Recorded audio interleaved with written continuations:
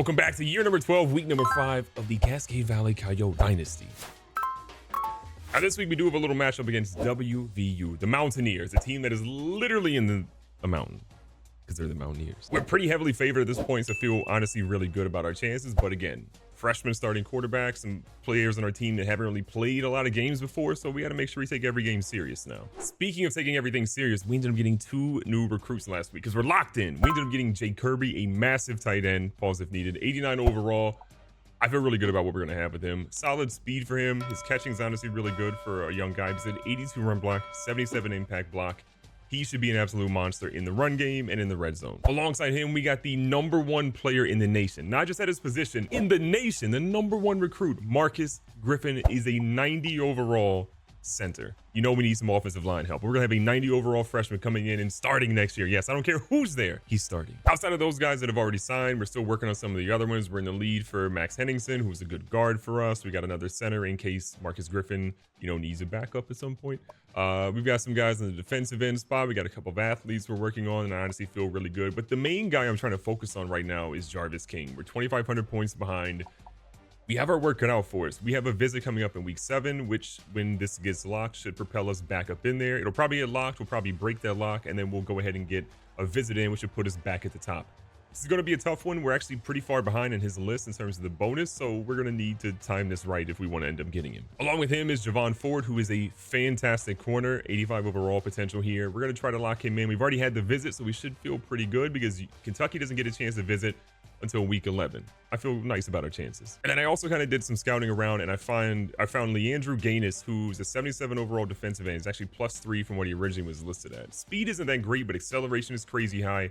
Power moves are a 91, finesse are an 88, block is a 79 for shedding, and then good hit power, good pursuit, good play rack. I honestly think this guy could be a pretty good player for us after year 1. From a Heisman standpoint, we haven't had a game every single week, so they're kind of not feeling Tyrell Brown as much as they should, in my opinion. He's currently listed as 3rd behind Mikael Williams and Stephen Crosby, but ahead of Daniel Gibson and Jake Kamana-Matagi. I feel honestly that he's going to be just fine. Tyrell Brown is still a playmaker, but I also wouldn't be surprised if Jay Bohm gets some sort of Heisman nod because he's been killing it too. And from a top 25 standpoint, we are still the Kings right now. We were 2 last week. We're 1 this week. We ended up taking that team up north and telling them you're going down south for this one in the rankings. So I feel really good. They barely beat Minnesota.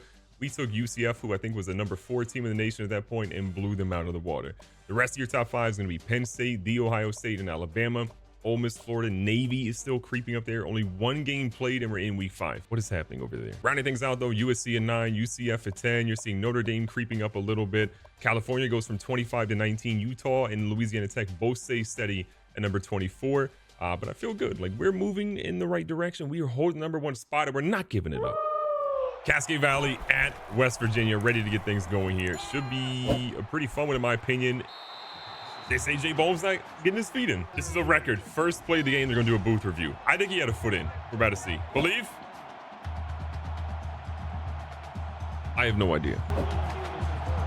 They reversed it? Okay. Interesting. I'm going to be completely honest. I don't even think his foot was technically in, but they're going to give it to us. Oh, my God. He dropped that. Big 3rd down here. Just need to. Tyrell Brown's go for a whole lot more. Nice run for 7 yards. Reed under center. Needs something here. Doesn't like what he has. He's rolling. He's still rolling. Not a lot of speed, but don't tell him that. Nice little conversion there. Reed throws a late one, and again, another pass that's dropped by WVU that could have been picked. 2nd and 10. We've been pretty pass happy against this defense right now, but honestly, from what we've seen, they give up a lot of passing yards. We're going to try to eat. Jay Bohm sunning into the backfield. Trying to get him a little off here. A beautiful pass. The referee fell down. And it wasn't from Chris Max juking, though. Jeremiah Butler sliding to the backfield here. And teams don't really expect us to be running a lot because Taylor Reed, not known for the speed. We didn't see that defender there, and that could have been costly for us. Reed back under center is going to send Bohm in motion. Bohm's been good so far this season, but he fumbles. The legend of Jay Bohm almost got bad as he has his first fumble of the season, but we recovered. 3rd down, 8 yards to go. A beautiful route here from Mikael Smith, the technician. What a pass, what a route. I'm not saying that Tyrell Brown has been bad by any stretch of the imagination, because he's not. He's gotten a lot of rushing yards so far. He's got 6 touchdowns overall. He's been really good That pass maybe was not so great, but maybe that was a really good jump by the DB. But Brown has got to be better for this team. And I guess as much as we're talking about Brown being better, we've got to have Taylor Reed making sure that he's throwing those passes on the money. We cannot afford to have passes like that are floated a little bit too much, that are thrown into double coverage. Shepard again with man in the backfield. They go with it. We couldn't get to him this time, but Lanier is going to get him before the first. What a hit off the edge. Is that Pollard getting in the backfield? This dude has been a monster so far in this game. What has been crazy to me is that Pollard has been the only guy stopping their defense each time they've had a drive going. They get in field goal range. I think they're going to have an opportunity to score, and Pollard has shut them down every single time. But this WVU defense is playing lights out right now. The interception, getting to the quarterback, they came to play. We're definitely finding ourselves in more of a pass-happy mode than we would typically be in, but still, we have got to make sure that we light this defense up, show them that we can do everything out there. Let's talk about Chris Mack, though. 3 receptions, over 50 yards already. He's came to play today. He's shown that he's an elite wide receiver on this team, doesn't get enough credit. But this offensive line is not going to get any credit if they don't learn to block for this dude. 2nd and 11 to go. Jay Bohm running unbelievably clean routes here. Great move. Sheds a defender and gets 16. Staying under the center here for this one. Beautiful route here from Mikael Smith. Gets that first down again. These little comeback routes are beautiful for Cascade Valley. First quarter's coming to a close here. Looking to get something. Across the middle is close. Who else but Chris Mack? 29 big yards. Reed and Brown in the backfield. Little buck sweep coming up. Needing some sort of blocking. There wasn't a lot there. I'm surprised that Brown even got the 1 yard that he did. If we don't score here, it might be Roderick Johnson coming in, the touchdown vulture, to try to get us in the end zone. Tyrell Brown knows that he's pushing, he's fighting, but they say he's going to be short. He gets up actually and still gets 4 yards, but he's going to be short of the mark. Coach McMervin is going to keep Tyrell Brown in the game. Gives him an opportunity to try to get out here to the edge. What a block over there. I don't even know who that was, but what a block to get Tyrell Brown in the end zone.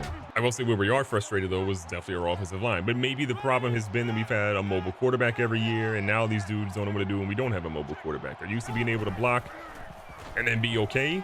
Now they don't have that luxury. Oh, no. Mammarelli. I believe his 2nd interception of the game. We had a step, but Taylor Reed just floated that one, and it's just not going to be good enough. Look at that. Butler has the steps on him. Just an underthrown ball by the true freshman. What's been working for us is that they haven't converted a 3rd down in a while. They're 1 for 4 in this afternoon. We're trying to stop them here. The quarterback has nowhere to go. I don't know how he wasn't sacked there, but he throws it away, and it should have been intentional grounding, in my opinion. So West Virginia pretty straight away is going to line up for a field goal here. This, even in the college realm, should be pretty easy. This one is up. This one looks like it has the distance, and it is perfectly down the middle. They're going to cut the lead to 11, their first points of the game. Something we've avoided doing is just running the football like we should have been, and we've got to get this man, Tyrell Brown, back to running again. Tyrell Brown lining up in the Wildcat here. So the defense is in a 4-3, which should favor us if we can get a couple of blocks. Brown gets the first down and a little bit more as he gets 10. Under center here. Beautiful ball. That's going to be Joe McBride getting a 14-yard grab. Taylor Reed's line has honestly been good. It's just the 2 interceptions have been what's hurt him the most. He's going to find Carnell Killins, the freshman-to-freshman connection here for 18, though. We know we're going to have growing pains, though, being on the road for a young freshman quarterback. Times are going to be tough, obviously, but he's got to persevere and fight through. This is where you find out what a quarterback's made of. On the road in West Virginia, a hostile fan base that is passionate. The team may not be super great anymore, but they are still a very fun football program that their fans show up each and every week. Reed by his own in the backfield.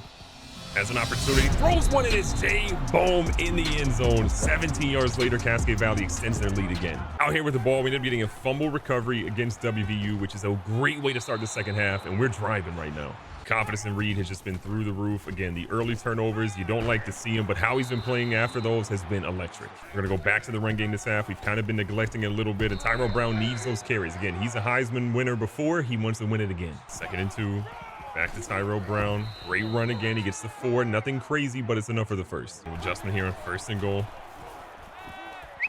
Taylor Reed sliding out, looking for something. Doesn't have a ton. He's going to end up getting hit and loses 3 yards in that play. Probably should have thrown it away. That ends up being the 2nd sack of the ball game for Barksdale. Jay Bohm, the blitz is coming. He gets absolutely drilled. If Reed put that a little bit more where we wanted it, it would have been a touchdown. Big 3rd and goal for Cascade Valley. Don't want to stall out here. Tyrell Brown's going to get it, needs a block, gets the block, and one dude, Mr. May, blocked 2 people to let him get in the end zone. I will say what was a little bit scary there is that we see our quarterback, Taylor Reed, get up a little bit slow on that play. I love the blitz there by Travion Wilson, but I am scared about what the status of Reed will be going into the next drive. We are finding ourselves, though, with Tyrell Brown having not 1, not 2, but 3 touchdowns already in the game. The yards maybe aren't there, but the touchdowns definitely are. Big opportunity here, 3rd and 18. Can we get enough pressure on the quarterback to make him make a bad decision? Potentially, we get Moss Lanier, who is one of the best defenders in Cascade Valley history. Looked like a bum on that play. Walker's been having a game. He has been putting pressure on this team left and right, and we are struggling to stop that dude. And Lanier, what an effort, but Lampard still holds on to it. They get in the backfield again. Man is going to have plenty of runway. Christoph Hughes is going to miss that tackle. Lanier and company force him out of bounds, but Wade Mann has been running like a grown man. As good as we've been on offense, WVU is honestly right there. The yards, they're not too far off. They've been putting up big play after big play, and they're now down to the 1 yard line trying to cut into this lead. Big play here in 1st and goal. Quarterback keeper, he pitches it out, and we got no one there. Sam D's tried to get there, but it was too late. West Virginia answers back. We got an 18-point lead, so honestly, we feel pretty good, but we don't want to be too careful, or not too uncareful here. We'll set it down here. McBride has been cooking on routes. We're going to hit him with a beautiful dot here. Again, Reed is accurate, but he's a little bit underthrowing some of these passes. That being said, Reed has nearly 300 yards passing today. The 2 interceptions, obviously not ideal. We have to admit he's had a lot of pressure in his face. And look at Tyrell Brown. Finally, we see an open field juke. So Derek Johnson slides in for a play here. All the running room in the world. You got to imagine, if this was Tyrell Brown, that probably would have been a touchdown. Been in the red zone 4 times this afternoon. Every single time we have scored a touchdown. Trying to make it 5 for 5 here. Reed, again, rolling out. Doesn't like what he sees. Could have dumped it off to the running back maybe, but he does throw it away smartly. Reed again makes a quick adjustment here. Just McBride on a different route. Doesn't like what he sees fully, tries to turn up. He's got a little bit of yards. Look at the young fella with not a lot of speed. Look like he's got speed. Reed again huffing and puffing right now. Got a 3rd and short. Sees his guy, Mack, at the last second, and he nearly skirts into the end zone. Tyrell Brown looking for his 4th total touchdown this afternoon. He has been efficient. Maybe not the yards that he might want, but he's been efficient. Needing something big here.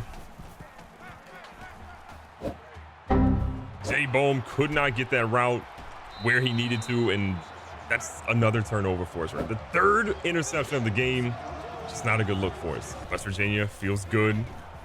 Maybe didn't get what they needed earlier, but they're trying to get something here. But Rodriguez Gibson has other plans. Can he stay in bounds? He does. Toe taps, nearly gets it back down for a touchdown. 3rd down, 7 yards ago. Reed again makes those quick adjustments at the line.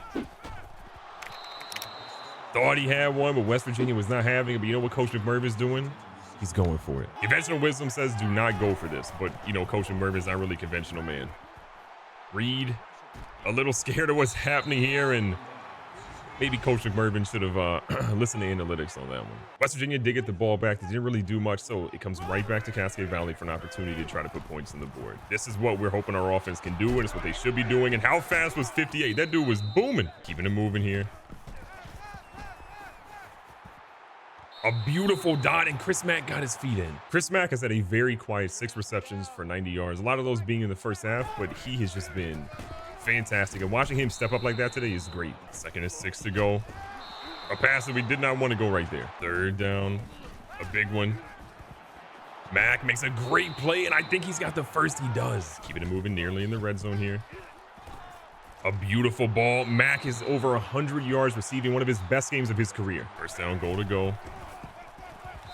Unbelievable. Mikel Smith nearly had that, but Mammarelli has a lot of good plays today, 2 interceptions included. If it weren't for Mammarelli, Taylor Reed would be having another incredible game, but he has been the force that has stopped us so many times. On the goal line, we decide to pull a Pete Carroll. Deciding to go for it. We hit the back of 45 there, and what do we do on the goal line again? We went for it on 4th down last time. It didn't work out. Rodriguez Gibson kind of bailed us out with a great interception. We're willing to get Tyrell Brown back in the end zone yet again. And the young fella, 5 touchdowns total today. We're proud of him. Despite some blunders here and there, some interceptions that we definitely should not have thrown, we're still going to walk in with a massive W. Tyrell Brown, a mediocre game for him, but he had 4 total touchdowns. We thought he had 5. He had 4 touchdowns apparently. We will take the effort. We just need to not turn the ball over anywhere close to this again. Recapping the stats, Reed, 27 of 42, 388, 3 touchdowns. Great if you stop there. The 3 interceptions were not so great, but still a great effort by him. Thornhill had some great throws, but that interception, we just will chalk that up to karma, if nothing else. On the ground, we saw Brown, 83 for 3 touchdowns. A great performance overall from a production standpoint, but we want to see him have higher yards. If you want to win the Heisman again, you got to do that a little bit better. On the receiving side, Chris Mack was that guy. 8 for 109, no touchdowns for him. Bohm had 6 for 77 and 1 tutty. We see Tyrell Brown get a touchdown as well through the receiving side. And Mikael Smith gets one earlier in the game, 3 for 50. Overall, we spread the ball around to a whole lot of people. It's just the turnovers were not exactly ideal. And then defensively, Michael Lanier was great. 7 tackles for him, 7 for Travion Wilson, who normally doesn't have that many tackles. He's much better in coverage, but they threw the ball a lot his way and he had to make some plays. From a sack perspective, only had 3. We had 1 by Jaron Poe, 1 by Pollard, and 1 by Travion Wilson. But a big shout out to Pollard, who got in the backfield a whole lot of times today. In the interceptions, we forced 1. Rodriguez Gibson, a toe tapper, trying to get himself in the record books for Cascade Valley. He's well on his way, but there's still a lot more work to be done. And speaking of work to be done, it is just trying to not turn the ball over as much. We'll focus on that in this week of practice, and we'll try to make sure that whoever we play next, we don't turn it over nearly as much. Because if we do, it's not always going to be a WVU on the schedule. It could be a higher opponent that's a little bit better, and that could be a loss instead of a W. Be safe, be smart, tell somebody you love them. Catch you guys in the next one.